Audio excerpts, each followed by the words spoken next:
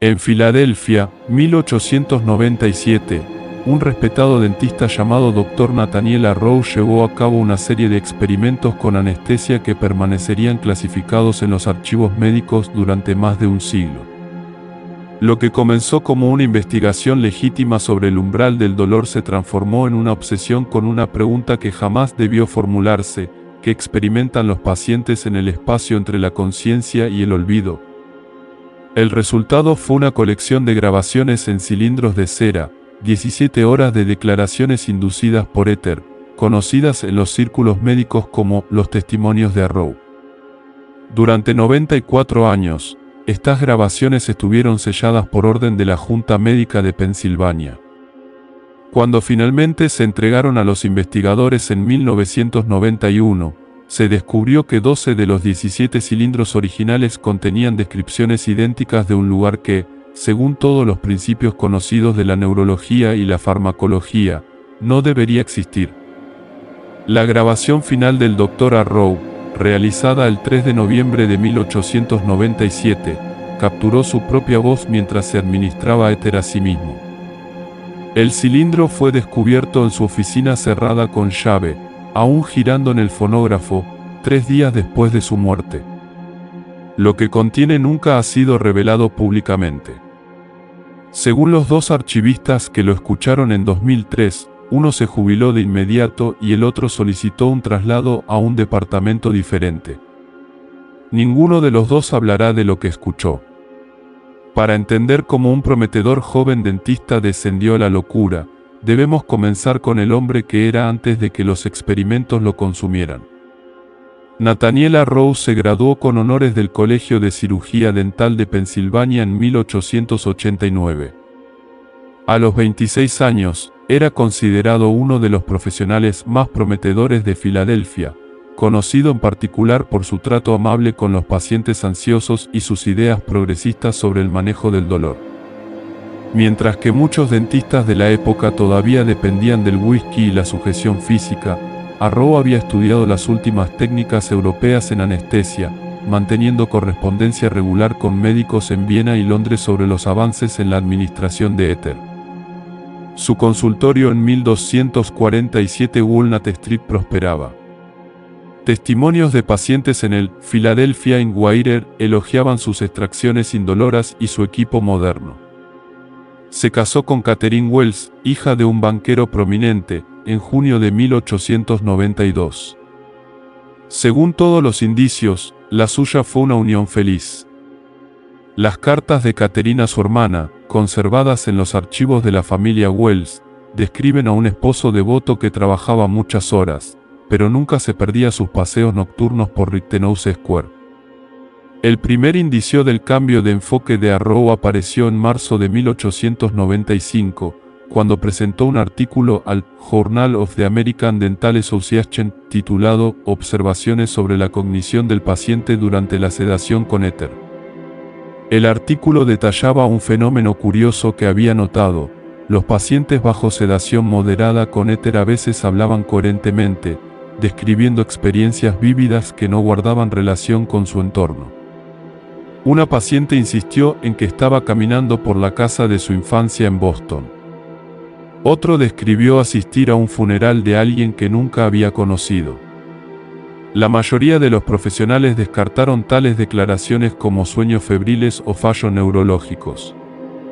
Arrow, sin embargo, comenzó a preguntarse si estaba ocurriendo algo más. ¿Qué pasaría si la conciencia, al ser liberada del cuerpo por la anestesia, pudiera acceder a experiencias más allá de lo físico? La revista rechazó su artículo.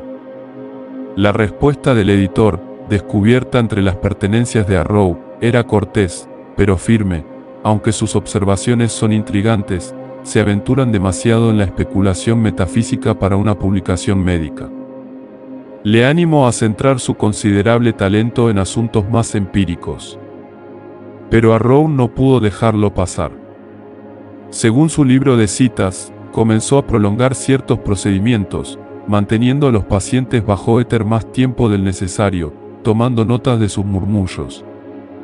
Las cartas de Catherine de este periodo muestran una creciente preocupación. Nathaniel parece distraído, escribió en agosto de 1895. Se queda hasta tarde en la oficina, a veces sin regresar hasta pasada la medianoche. Cuando le pregunto qué lo detiene, habla de investigaciones importantes, pero no da detalles.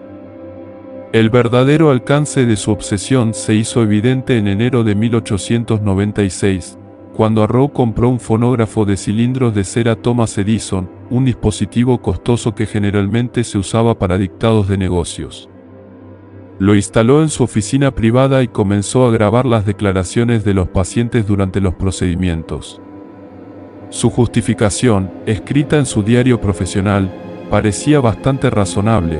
La documentación verbal de las experiencias de los pacientes bajo sedación puede ofrecer ideas sobre la percepción del dolor y la conciencia que las notas escritas no pueden capturar.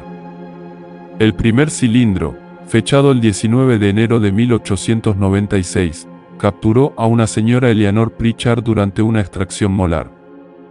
La grabación, transcrita en 1991, no muestra nada particularmente alarmante. La señora Pritchard murmuró sobre su jardín, mencionó a su difunta madre, contó hacia atrás desde 100. La voz de Arrow se escucha ocasionalmente. ¿Puede oírme, señora Pritchard? Describa lo que ve. Pero para la tercera grabación, algo había cambiado en el enfoque de Arrow. En lugar de una sedación breve para el trabajo dental, estaba administrando éter en dosis cuidadosamente calibradas, manteniendo a los pacientes en lo que él denominó el estado umbral, lo suficientemente conscientes como para hablar, pero demasiado sedados para recordar después. Hacía preguntas capciosas. ¿Dónde está ahora? ¿Qué ve? ¿Hay alguien con usted? Sus notas de investigación de febrero de 1896 revelan a un hombre cada vez más convencido de que había tropezado con algo profundo. 3 pacientes hoy describieron sensaciones similares, una sensación de movimiento, de ser arrastrados hacia adelante. La señora Whitmore habló de caminar por un largo pasillo. El señor Davidson mencionó seguir una luz. La señorita Chen, que habla un inglés limitado, usó la palabra túnel repetidamente. Estos pacientes nunca se han conocido, provienen de diferentes vecindarios, no tienen conexiones comunes. Sin embargo, sus experiencias bajo éter comparten una notable consistencia. Lo que Arrow no consideró, o quizás optó por ignorar, fue que ahora estaba haciendo preguntas capciosas a pacientes en estados altamente sugestionables. Cualquier investigador competente habría reconocido el sesgo que estaba introduciendo. Pero Arrow ya no estaba realizando investigaciones. Estaba buscando la validación de una teoría que había echado raíces en su mente como un parásito. Para la primavera de 1896, había grabado a 23 pacientes. Caterina había dejado de escribirle a su hermana por completo. Cuando finalmente reanudó la correspondencia en mayo, sus palabras tenían un tono diferente. Estoy asustada por Nathaniel. Ya no duerme bien. La semana pasada lo encontré en su estudio a las 3 de la mañana, escuchando esas espantosas grabaciones una y otra vez. Cuando le toqué el hombro, se sobresaltó como si despertara de una pesadilla.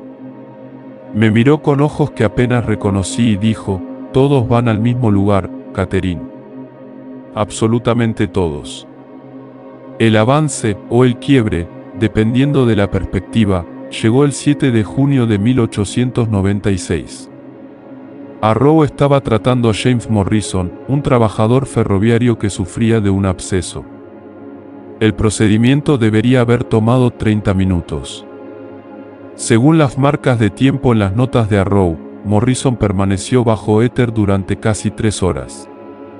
La grabación de esta sesión se convertiría en la más analizada de todos los cilindros de Arrow. La voz de Morrison, arrastrada, pero audible, describe caminar a través de la oscuridad hacia un resplandor distante. Nada inusual en eso, tales descripciones eran comunes en las grabaciones anteriores. Pero entonces el tono de Morrison cambia. Se agita, hablando rápidamente, hay alguien allí. de pie en la luz. No puedo ver el rostro. Está esperando. Ha estado esperando. Dios mío, sabe mi nombre.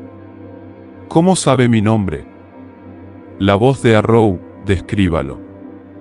¿Qué aspecto tiene? Morrison, no puedo ver. Demasiado brillante. Pero no está bien. La forma es incorrecta.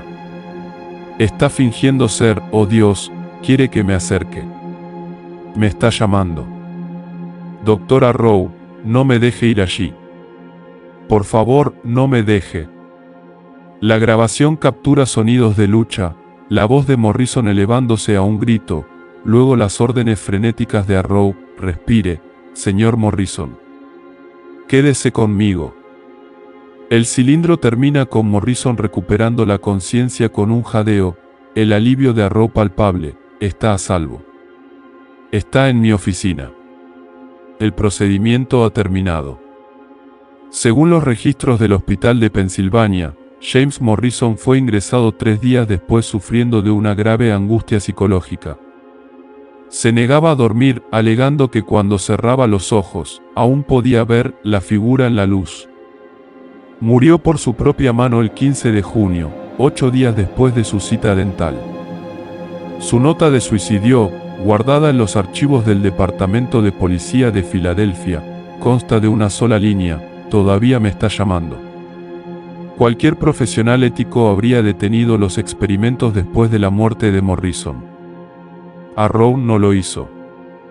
En todo caso, la experiencia de Morrison lo convenció de que estaba a punto de descubrir algo extraordinario. Su anotación en el diario del 16 de junio dice: Morrison vio algo.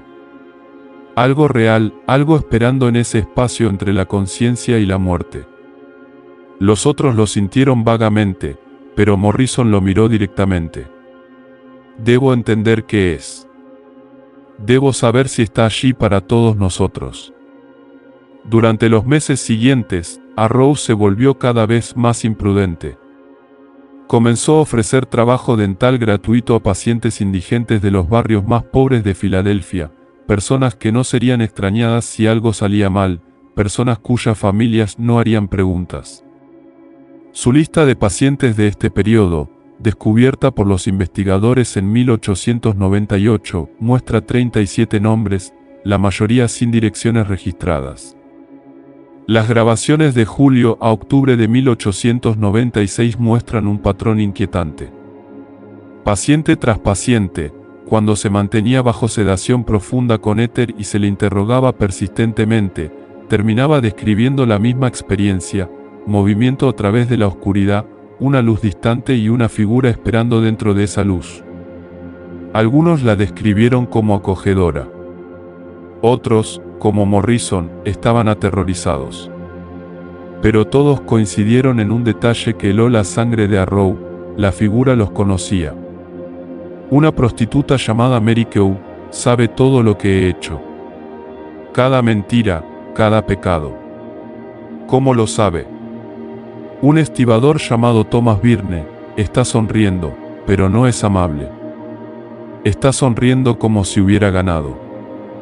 Una costurera llamada Judith Goldman es hermosa y terrible. Quiero ir hacia ella y quiero ir. Doctor Arrow, ¿por qué no me deja despertar?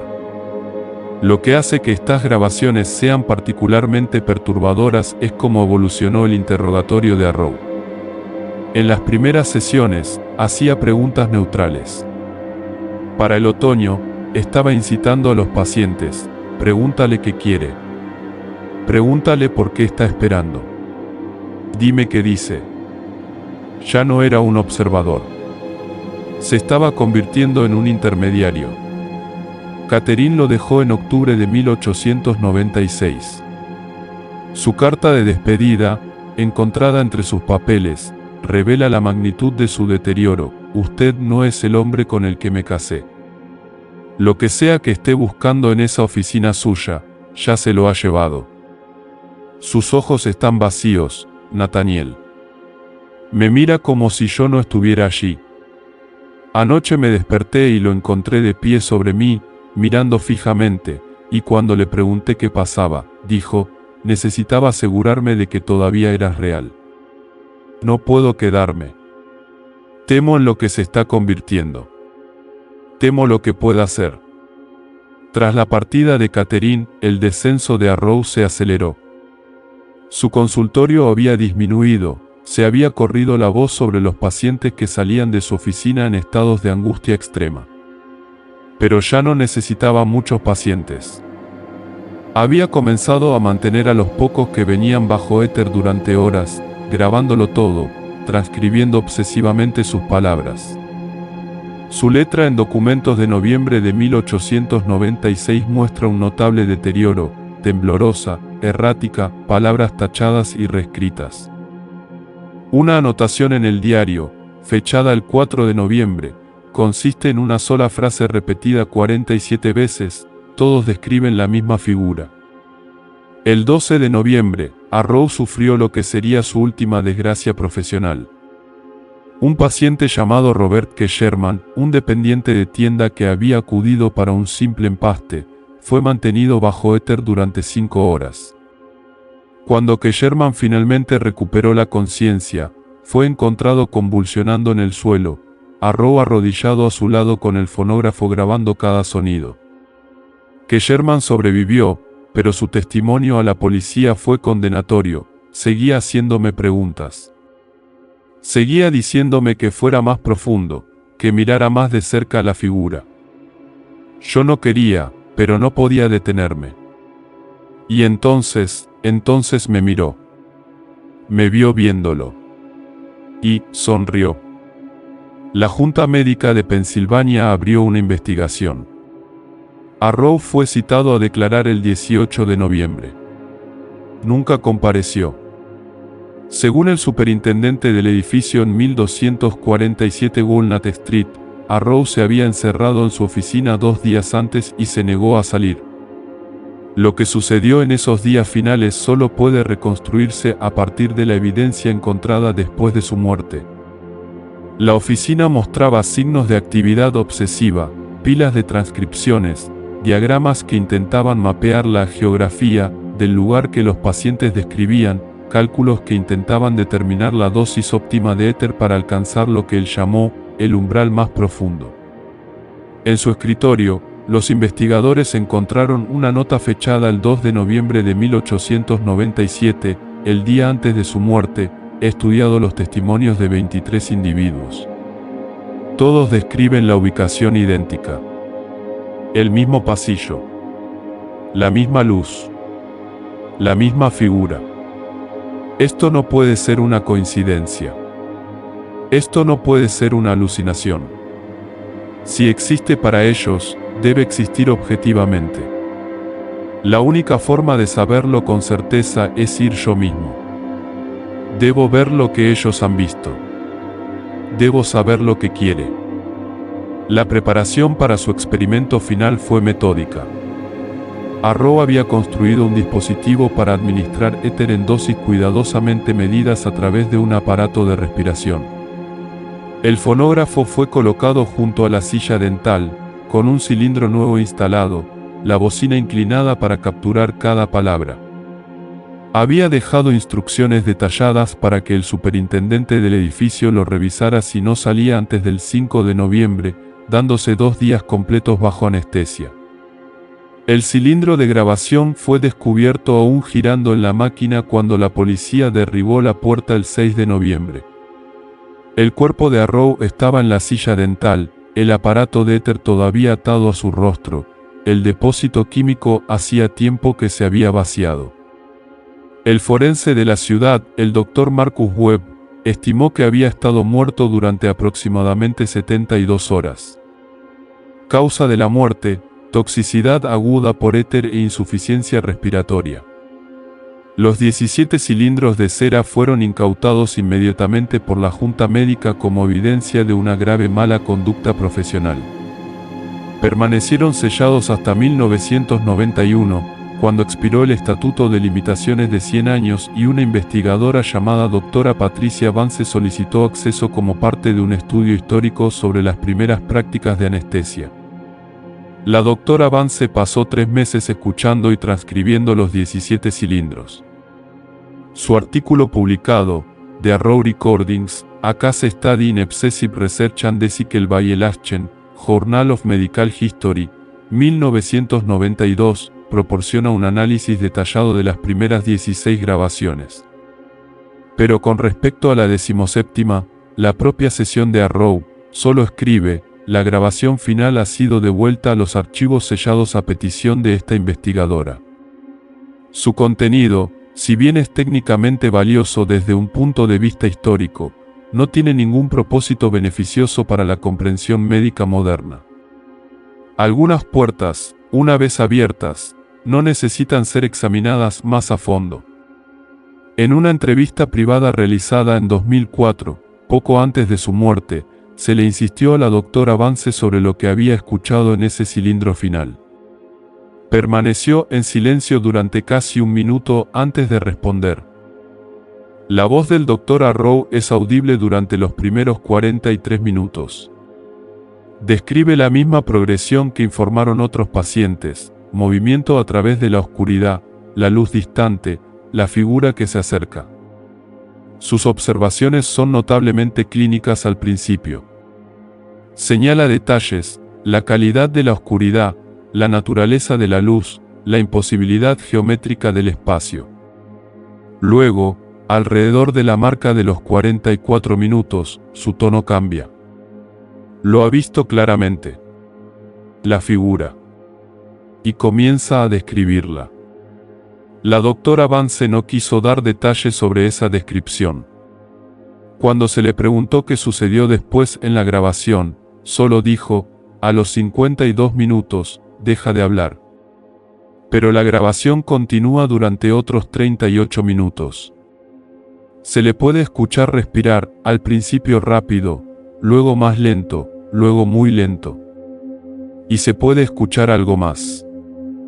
Un sonido como si alguien más estuviera respirando.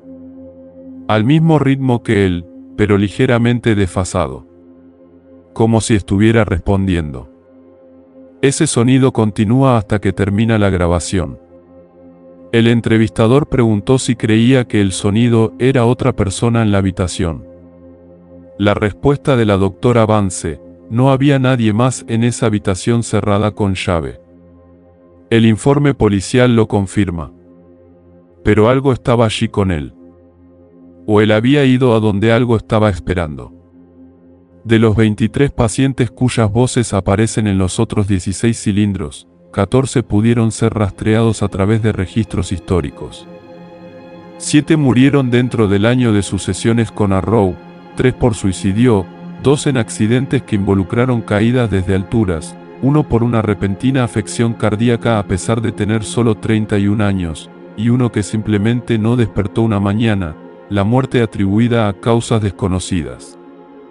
Los otros 7 desaparecieron por completo de los registros, como era común con las poblaciones transitorias en la Filadelfia de 1890. Robert K. Sherman, el último paciente que Arrow trató antes de su muerte, vivió hasta 1943. Pero según su nieta, entrevistada por un periódico local en 1995, nunca se recuperó por completo de su experiencia. El abuelo se negaba a ser anestesiado por cualquier motivo, recordó. Cuando necesitó que le extirparan el apéndice en 1920, insistió en que lo hicieran solo con adormecimiento local, aunque el dolor era insoportable. Dijo que prefería soportar cualquier dolor físico antes que arriesgarse a volver allí. Nunca explicó lo que quería decir. Cuando era joven, le pregunté al respecto una vez. Me miró con tanta tristeza y dijo, algunos lugares no están destinados a los vivos, niña. Y a algunas cosas que esperan en esos lugares no les gusta que te vayas. El edificio en 1247 Walnut Street se mantuvo en pie hasta 1962, cuando fue demolido para dar paso a un estacionamiento. Los trabajadores informaron haber encontrado una cámara sellada detrás de una pared falsa en lo que había sido la oficina de Arrow, un espacio de no más de 1 metro cuadrado, con sus paredes cubiertas enteramente de texto escrito. Existe una sola fotografía de esta cámara antes de la demolición. El texto es la letra de Arrow, cada centímetro de espacio de la pared lleno con la misma frase repetida miles de veces, todavía está allí. Siempre ha estado allí. Nos está esperando a todos. Los cilindros de cera se almacenan actualmente en los archivos restringidos del Museo Mutter en Filadelfia. El acceso requiere una solicitud por escrito y la aprobación de 3 miembros diferentes de la Junta. Desde la investigación de la doctora Vance, solo se han concedido 4 solicitudes. Ninguno de esos investigadores ha publicado sus hallazgos. 1. El Dr. Michael Torres incluyó una sola nota a pie de página en su artículo no relacionado de 2007 sobre ética médica victoriana. Algunos materiales históricos, independientemente de su valor académico, deben permanecer sin estudiar. El costo humano del conocimiento no siempre se justifica por lo que se aprende. En 2018, el Museo Mutter instaló un nuevo sistema de preservación digital para sus archivos de audio. Una técnica junior llamada Sarah Chen fue encargada de crear copias de seguridad de todas las grabaciones de cilindros de cera. Según su informe de incidentes, comenzó con la colección Arrow, trabajando en los primeros 16 cilindros sin problemas. En contra del protocolo, y sin solicitar permiso, procedió al 17º cilindro. El informe indica que escuchó durante aproximadamente 12 minutos antes de detener la reproducción, quitarse los auriculares y abandonar el edificio. Presentó su renuncia por correo electrónico esa misma noche. Cuando fue contactada por su supervisor, Chen solo dijo que estaba dispuesta a perder su último cheque de pago y sus referencias laborales a cambio de no tener que volver nunca al archivo. Un memorando de seguimiento del director del museo señala: la señora Chen se ha negado a proporcionar detalles específicos sobre lo que escuchó. Sin embargo, transmitió un mensaje: cree que alguien debería destruir esa grabación final. Cuando se le recordó que es una pieza histórica irreemplazable, ella respondió: algunas cosas no son historia. Son advertencias. El museo se negó a destruir el cilindro. Permanece en la colección, aunque el equipo de reproducción ha sido retirado temporalmente de la sala de archivos. La explicación oficial es la preocupación por la preservación. Los cilindros de cera son frágiles y la reproducción repetida los degrada. Pero los miembros del personal que trabajan en esa sección informan de un entendimiento tácito: nadie quiere escuchar lo que hay en esa grabación final. Nadie quiere saber lo que Nathaniel Arrow descubrió en esos últimos momentos antes de su muerte. Pero quizás el detalle más inquietante surgió en 2021, cuando un historiador médico llamado Dr. James Faulkner estaba revisando las estadísticas de mortalidad relacionadas con la anestesia de los hospitales de Filadelfia entre 1895 y 1900. Notó una anomalía. Durante el mismo periodo de 18 meses en que Arrow estaba realizando sus experimentos, 11 pacientes en 3 hospitales diferentes de Filadelfia murieron inesperadamente mientras estaban bajo anestesia con éter para procedimientos de rutina. Las muertes se atribuyeron a varias causas: complicaciones cardíacas, reacciones inesperadas a medicamentos, insuficiencia respiratoria. El Dr. Faulkner obtuvo acceso a los certificados de defunción y los informes de autopsia. En 6 de los 11 casos, los médicos tratantes notaron el mismo detalle inusual: todos los pacientes tenían los ojos abiertos cuando murieron. No parcialmente abiertos, como a veces ocurre naturalmente, sino completamente dilatados y mirando fijamente hacia arriba. 2 médicos señalaron que cerrar los ojos del difunto resultó inusualmente difícil, como si los músculos se hubieran congelado en esa posición. Más inquietantes fueron las anotaciones de 2 de los médicos tratantes que describían lo que observaron en esos momentos finales. El Dr. Samuel Bright, presente en la muerte de una paciente llamada Alice Thornton el 3 de agosto de 1896, escribió: los signos vitales de la paciente fueron estables durante todo el procedimiento. A las 2:17 de la tarde, mientras estaba bajo sedación moderada con éter, los ojos de la paciente se abrieron repentinamente. Pareció concentrarse en un punto directamente encima de ella, aunque no había nada visible en el techo. La expresión sugería el reconocimiento de algo. Los signos vitales se deterioraron rápidamente a partir de entonces a pesar de la intervención. Hora de la muerte, 2:23 de la tarde. La doctora Ellen Chow, atendiendo la muerte de Martín Kowalski el 12 de octubre de 1896, registró observaciones similares. El paciente no mostró angustia hasta las 11:42 de la mañana, momento en el que los ojos se abrieron abruptamente y el paciente intentó hablar a pesar de la sedación.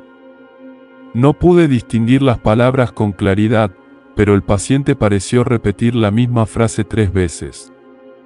El paro respiratorio ocurrió en 90 segundos. Todos los intentos de reanimación fracasaron. En mi opinión profesional, el paciente murió no por una causa fisiológica, sino por un profundo shock psicológico.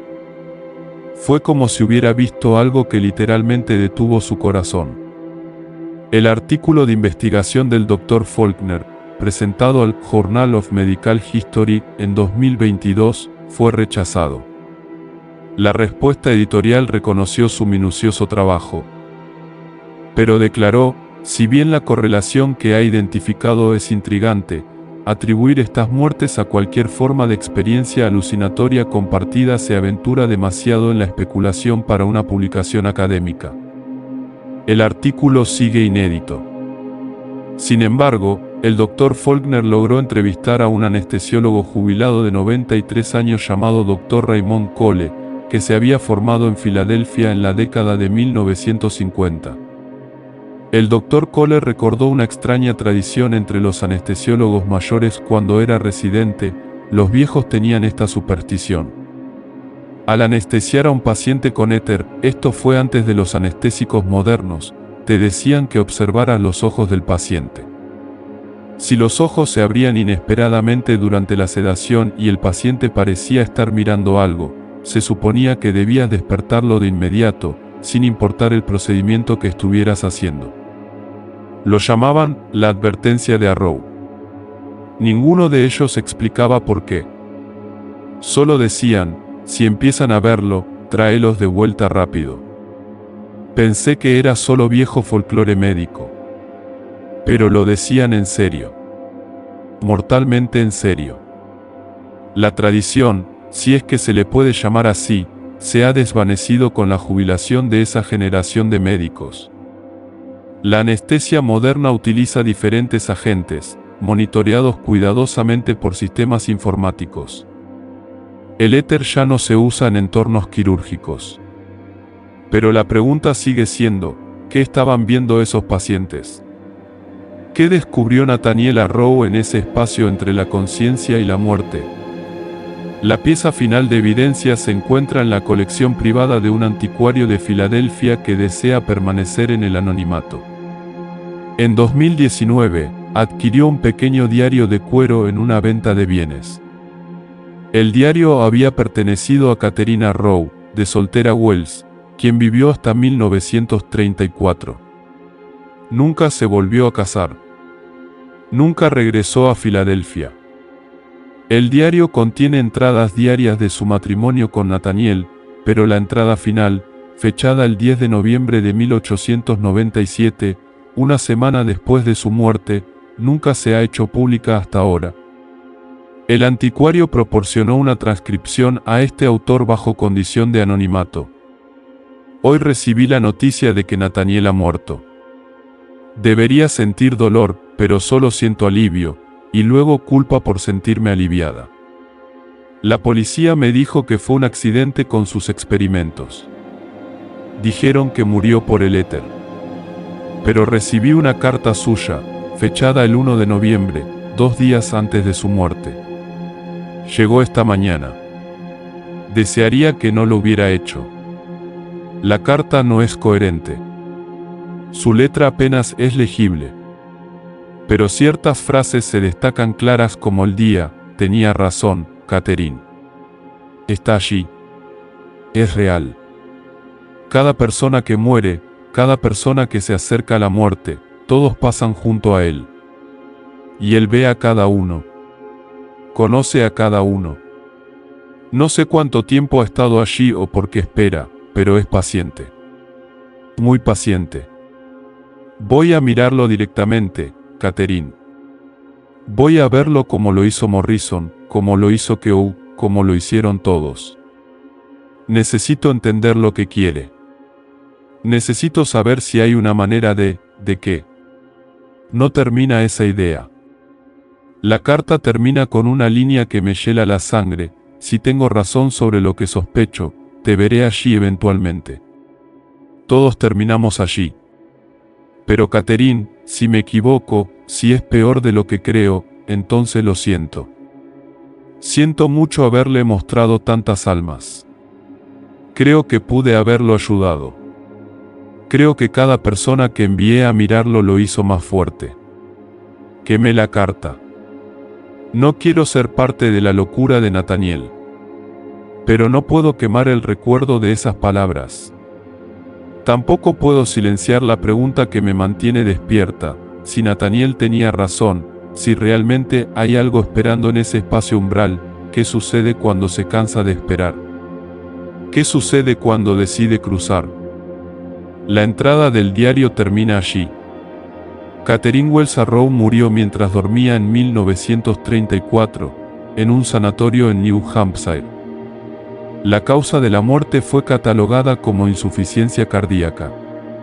Tenía 58 años. Los testimonios de Arrow permanecen en los archivos del Museo Mutter. El 17º cilindro, que contiene los momentos finales de Nathaniel Arrow, no se ha reproducido desde la breve sesión de escucha de Sarah Chen en 2018. Pero según el personal del archivo, ha habido un problema persistente con esa unidad de almacenamiento en particular. La temperatura fluctúa inexplicablemente. Los dispositivos electrónicos fallan cuando se acercan demasiado. Y varios miembros del personal han informado sentir una clara sensación de ser observados cuando trabajan en esa sección del archivo. Un archivista, que habló bajo condición de anonimato, describió una experiencia de finales de 2023, estaba haciendo controles de inventario de rutina. Cuando llegué a la sección donde se almacena el cilindro de Arrow, mi linterna se apagó. Saqué mi teléfono para iluminar, pero también se apagó, a pesar de que estaba completamente cargado. Estaba allí en la oscuridad y escuché este sonido. Muy débil. Como una respiración. Pero venía de dentro de la unidad de almacenamiento. ¿De dónde se guarda ese cilindro? Sé lo que está pensando, edificio viejo, acústica extraña. Pero esto era rítmico. Constante. Adentro y afuera. Como algo esperando. Como algo escuchando. El Museo Mutter se ha negado a proporcionar más acceso a la colección Arrow. Cuando se le preguntó por qué, el director actual declaró simplemente: algunos artefactos se conservan no para su estudio, sino para su contención. Las grabaciones del Dr. Arrow documentan una violación histórica de la ética médica. Esa documentación está completa. No es necesaria ni deseable ninguna investigación adicional. Pero en los círculos académicos, entre aquellos que estudian los rincones más extraños de la historia médica, el caso Arrow sigue siendo un tema de fascinación y pavor. ¿Qué experimentaron realmente esos pacientes bajo el éter? ¿Qué vio Nathaniel Arrow en sus momentos finales? Y quizás lo más inquietante, si realmente hay algo esperando en ese espacio entre la conciencia y la muerte, ha enviado un siglo de anestesia moderna a millones de personas a pasar junto a él, cada una vista y conocida. La grabación existe. Los testimonios están documentados. Las muertes son un asunto de registro. Pero nadie puede decir con certeza lo que significan.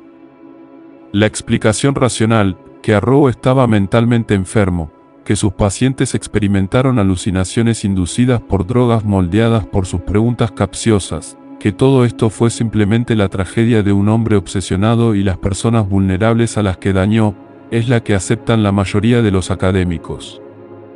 ¿Qué crees que sucedió? Fue simplemente una alucinación inducida por drogas amplificada por una sugerencia poco ética, o Nathaniel Arrow vislumbró algo que existe más allá de nuestra comprensión actual de la conciencia y la muerte. Comparte tu teoría en los comentarios. Si esta historia te ha provocado escalofríos, dale un me gusta y suscríbete para más horrores olvidados de la historia médica. Y si eres lo suficientemente valiente, echa un vistazo a Dark Medical Stories, Lost Souls and Experiments, donde exploramos la era en que la búsqueda de conocimiento de la medicina se difuminó en la oscuridad moral. Hasta la próxima. Algunas preguntas es mejor dejarlas sin respuesta. Gracias por escuchar nuestra historia. No olvides suscribirte, activar la campana, darle like y compartir este video. Explora nuestras otras crónicas y sigue descubriendo los terrores olvidados del pasado.